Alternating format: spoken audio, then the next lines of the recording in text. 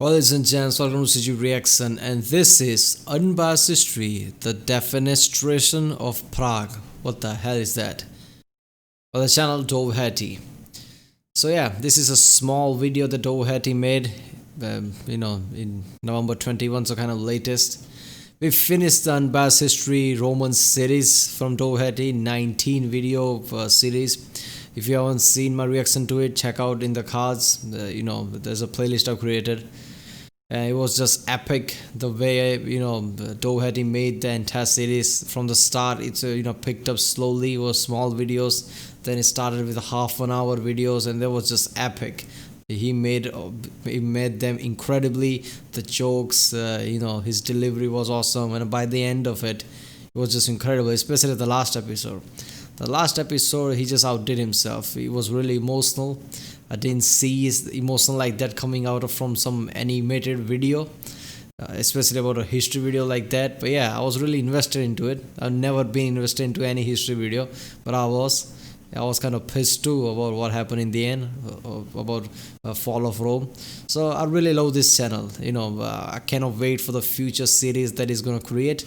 I hope he gets bigger. He has about 99,000 subscribers right now, so I hope he gets bigger in the future. He's really good. So yeah, the Defenestration of Prague. I don't know what that is. I have no knowledge about this, but it's gonna be fun. And remember, people, if you like my reaction, don't forget to like and subscribe so I know which type of video to react to more. If you want to react to some other video, comment down and check out my other reaction in the description and the end cards. Let's watch this. Defenestration, the act of throwing someone through a window.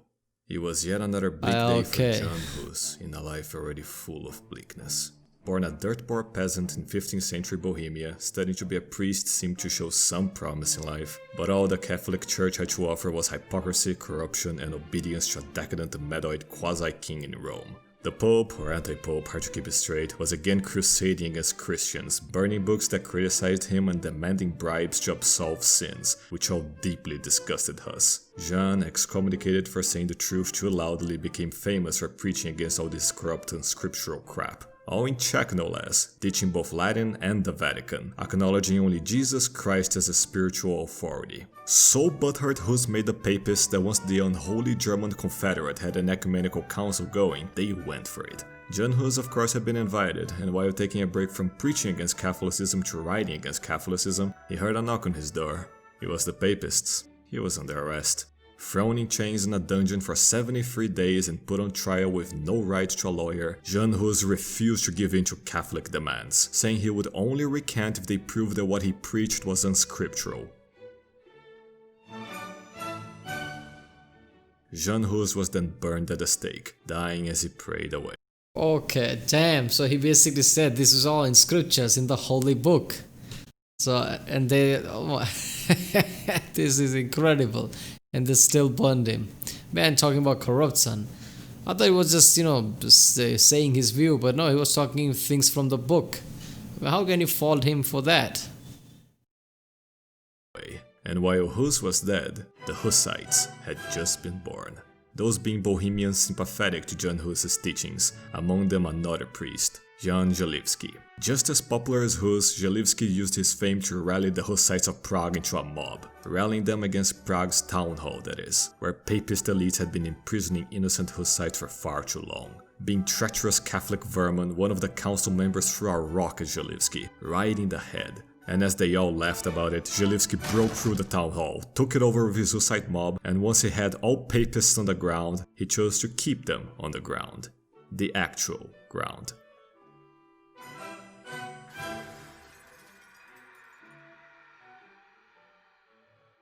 All councillors were defenestrated to their deaths, and when the King of Bohemia was informed, he was so taken aback he had a heart attack, and died too. Such is the tale of how the Hussite War started, with the first defenestration of Prague. 60 years later, the Hussites have only grown stronger. The Catholic Church was as shit as ever, Bohemia had just come out of a war and found itself with a pro-Catholic king of all fates. With the Hussites now duly represented in government, it drove the Catholic king so mad he had them all fired and replaced by Catholic shills. Among the purged Hussites were party members of the communion of both kinds, preaching the scriptural truth that both bread and wine were needed for communion. Refusing to let papist tyrants ruin their rituals, the Hussites revolted again, took over the local town hall, and after killing every last councillor except the mayor, they let precedent speak for itself. Oh, not again, oh.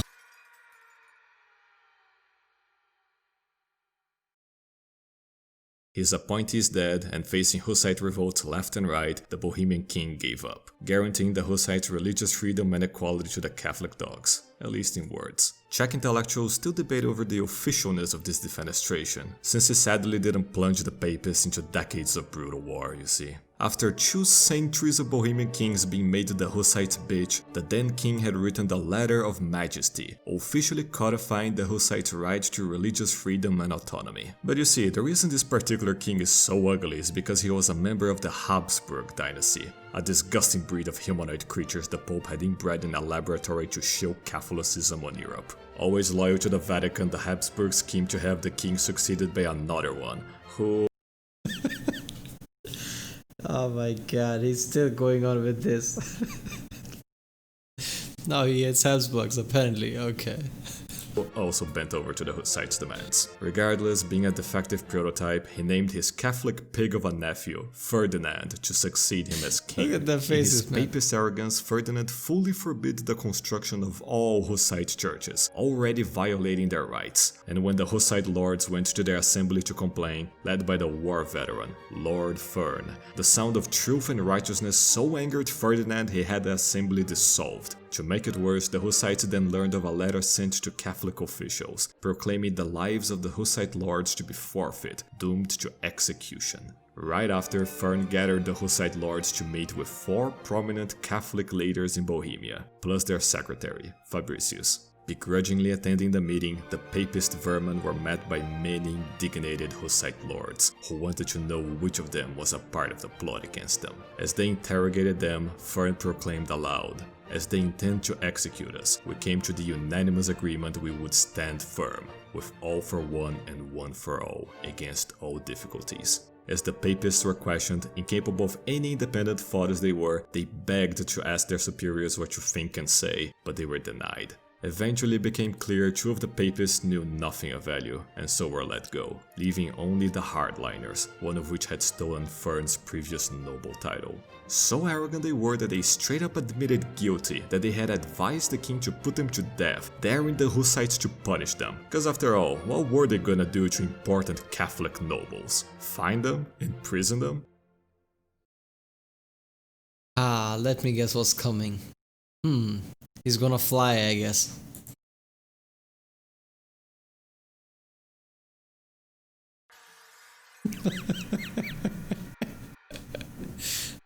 Yes, but I hear you ask. What happened to Fabricius, their secretary? The papist dogs survived though, they all did, having landed on a nearby dung heap. That is, a pile of horse shit. No way, really? This is accurate? They survived? How the hell did that happen?